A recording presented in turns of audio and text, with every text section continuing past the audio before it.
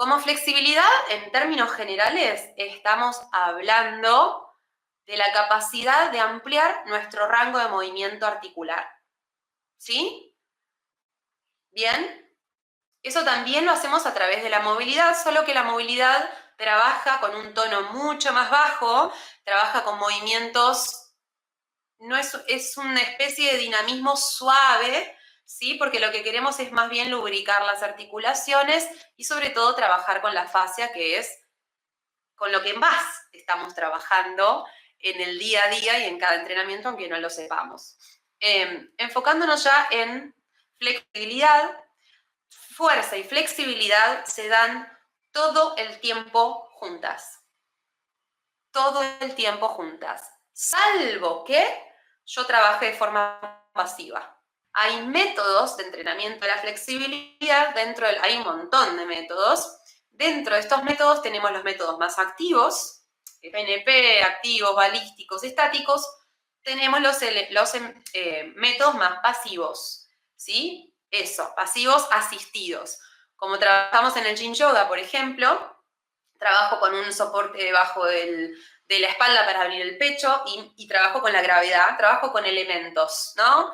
Con la pared, con el suelo, con un prop, con cualquier cosa o con asistencia. Pasado a términos un poco más técnicos, lo que estoy diciendo básicamente es que el cuerpo, y esto es lo que les acabo de decir, no es solamente aplicable a el momento en que yo entreno.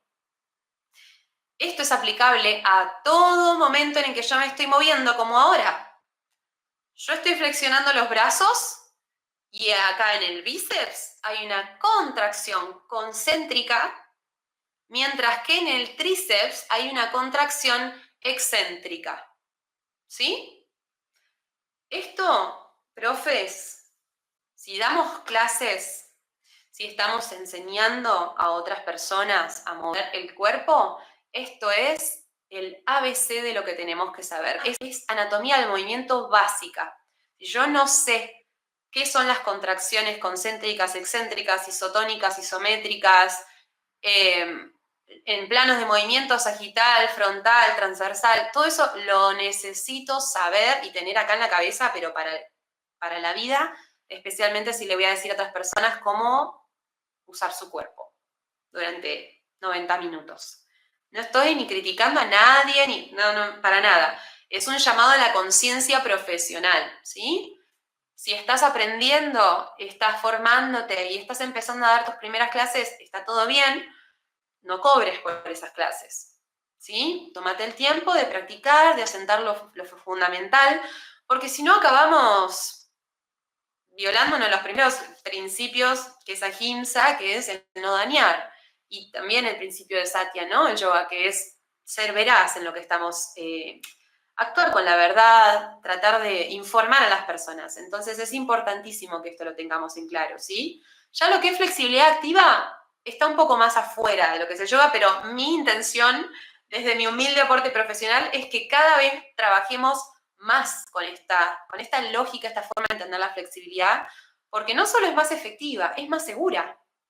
Es más segura y es más funcional a la vida.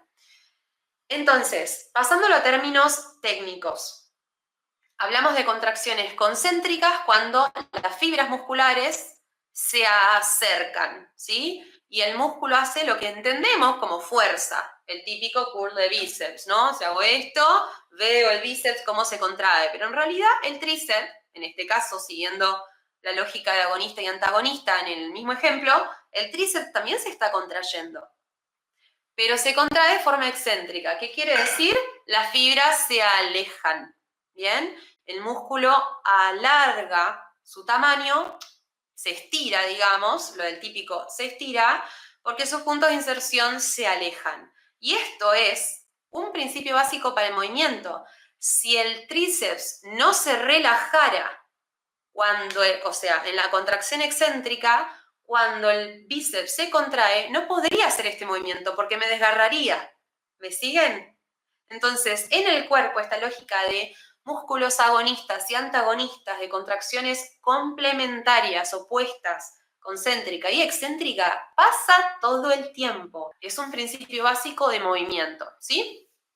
Entonces, podemos decir, y esta es la base de todo, que fuerza y flexibilidad se dan a la vez y que tanto para flexibilidad como para fuerza, todo es contracción en el cuerpo. Cuando hablamos de mover el cuerpo, todo el tiempo hay contracción. El tema es, ¿qué contracción? ¿Qué tipo de contracción? ¿En dónde? ¿Cómo se corresponde esa contracción con su musculatura antagonista? ¿Cuánto dura esa contracción? ¿Y qué hice antes, durante y después de esa contracción? Ahí tenemos la base de un entrenamiento. ¿Sí? Entonces, si acompáñenme un cachito con esto. Si entendemos que cuando un músculo agonista se contrae concéntricamente, su par opuesto se contrae excéntricamente, o sea, se está elongando, ahí que entendemos que para flexibilizar mejor o para trabajar en favor de la flexibilidad, en ganancia de flexibilidad y de rangos articulares, tengo que usar este principio de contracciones opuestas. ¿Sí? Para que sea más seguro y para que sea más funcional y además eficiente. La flexibilidad activa, como la palabra lo indica, o el término lo indica, es el entrenamiento de la flexibilidad desde la voluntad muscular. ¿Sí?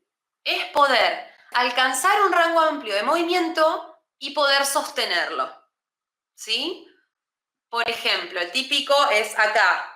Si yo cada vez que quiero elongar el tríceps, llevo el brazo está fijo y solamente lo sostengo, el brazo se me va a caer a la primera que lo suelte. Ahí no hay ganancia real de flexibilidad, porque solamente estoy tironeando de palancas. ¿Sí? Estoy tironeando segmentos. No, mi cuerpo no tiene la capacidad, esa elasticidad de acercarse a nuevos rangos, de generar nuevos rangos de movimiento. Lo loco es que cuando entrenamos la flexibilidad con regularidad, lo que pasa es que todo el tiempo nuestros músculos están regenerando, nuestras células musculares están regenerando. Así como el músculo crece en volumen cuando entrenamos fuerza, el músculo también crece, se van agregando sarcómeros en el fibras musculares en el músculo para que ¿sí? haya esa ganancia visible, de que de repente ya no tenés que calentar 1 hora para hacer una pinza, porque tu músculo ha cambiado su forma, se elastiza, se estiliza, se alarga, ¿sí? Entonces, eso solo sucede si yo trabajo la forma activa de mi flexibilidad, ¿bien? ¿Cuáles son los riesgos de no hacerlo, de no trabajar la flexibilidad activa? En primer lugar, daño articular, ¿sí? Porque no estoy trabajando con la capacidad real de mi cuerpo de sostener un gesto, sino que estoy simplemente sosteniendo. Es lo mismo que si yo hiciera todo el tiempo mi guerrero 1 apoyada en una silla. Nunca voy a ganar fuerza. Con la flexibilidad es lo mismo. Entonces, si yo quiero realmente ver una ganancia de flexibilidad y movilidad en un cuerpo, sí o sí tengo que trabajar de forma activa. ¿Por qué? Podemos estar años trabajando solo de forma estática y con apoyos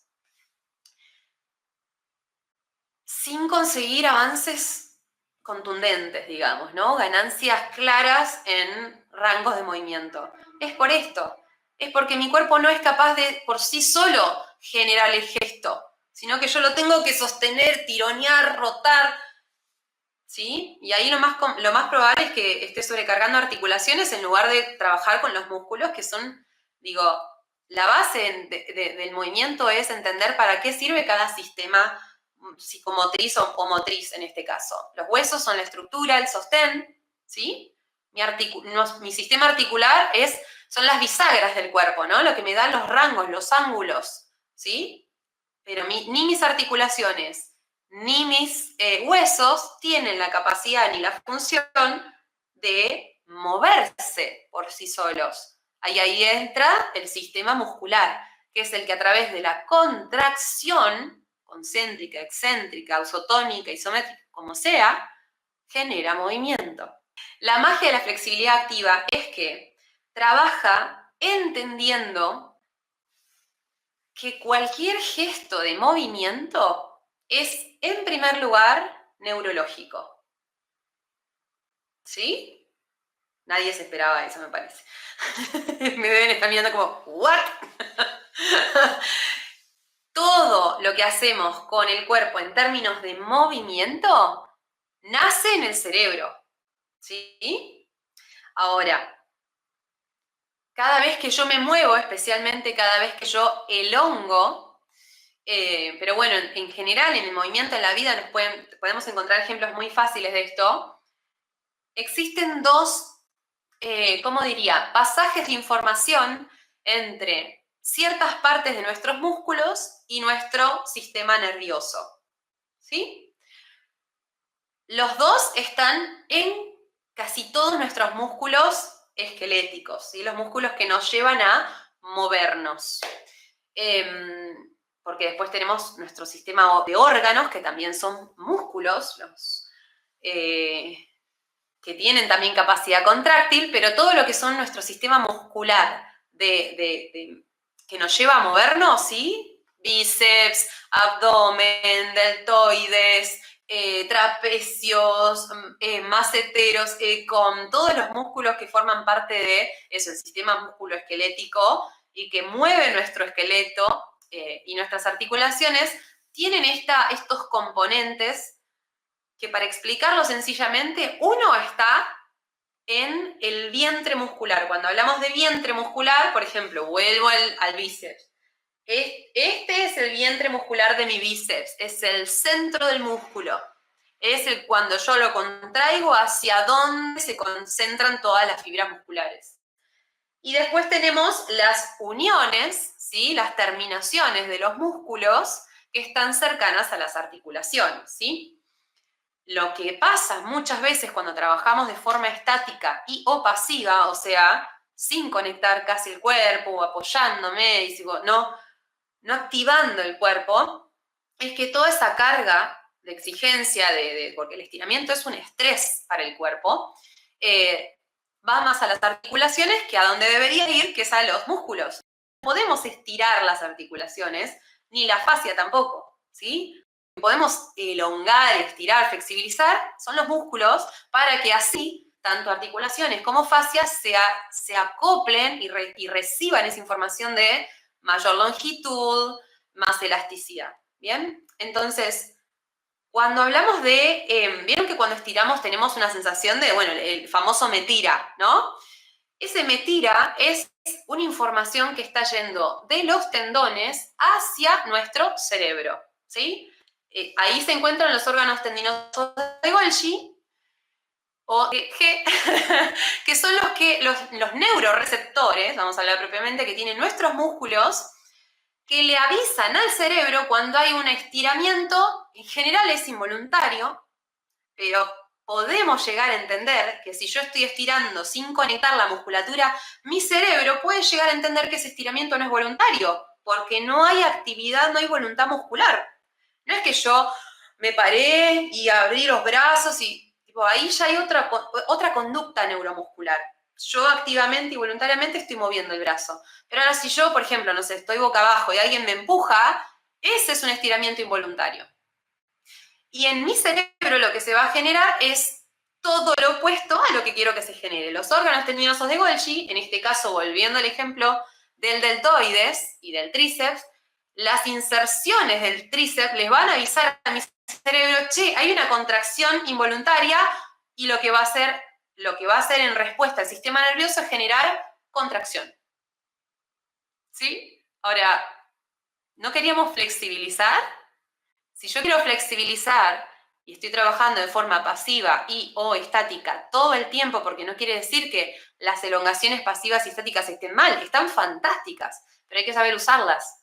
Y no podemos basar nuestro entrenamiento de flexibilidad en esos métodos, porque realmente nos podemos lastimar y además no va a ser funcional a la vida, porque en la vida no estamos quietos, estamos todo el tiempo en movimiento. Entonces, ¿qué más queremos que una flexibilidad que acompañe esa conducta de movimiento voluntario?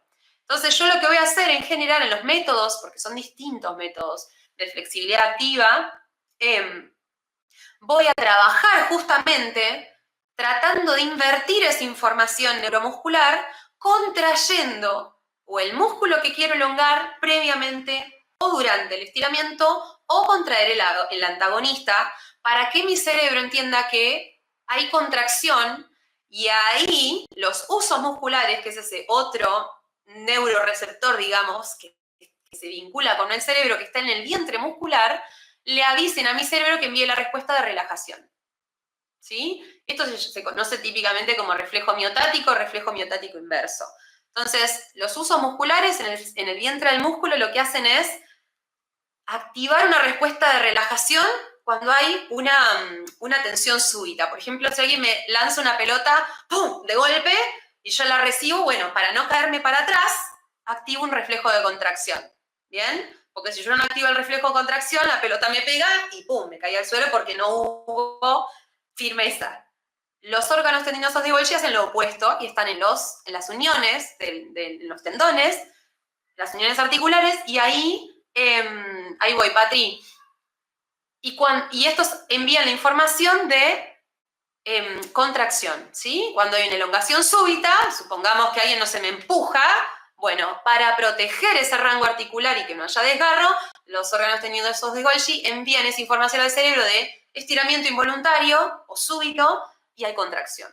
Esto se activa muchísimo cuando elongamos de forma activa, cuando no hacemos un calentamiento o una movilidad adecuada y también cuando estiramos de forma pasiva.